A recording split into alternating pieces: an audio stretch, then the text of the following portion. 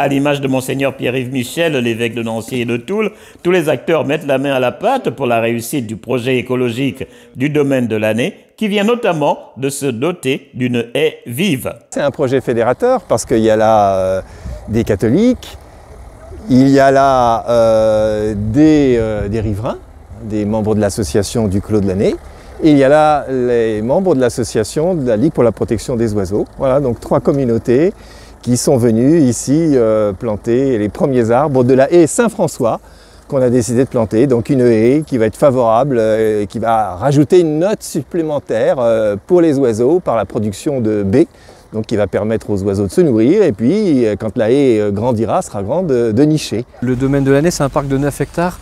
On va pouvoir avoir le label refuge LPO dans un premier temps. On aura d'autres démarches par la suite. Mais en tout cas, c'est une étape importante que cette implantation d'une haie vive qui va accueillir le développement naturel de la flore, de la faune aussi, donc certains insectes, certains petits rongeurs, certains petits oiseaux aussi, donc, mais de manière naturelle. Outre le couvert, nos amis à plumes vont bénéficier également d'un gîte de tout premier plan.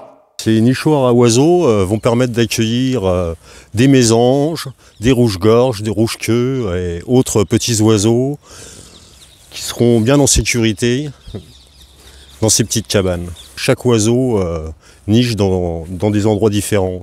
Celle-ci, c'est pour les mésanges, un petit trou protégé par un rond de ferraille car les pivers se nourrissent des oisillons. Donc il faut faire attention à ça. Au domaine de l'année, la sauvegarde de la création est une aventure écologique qui a décidé de miser sur le collectif pour jouer gagnant.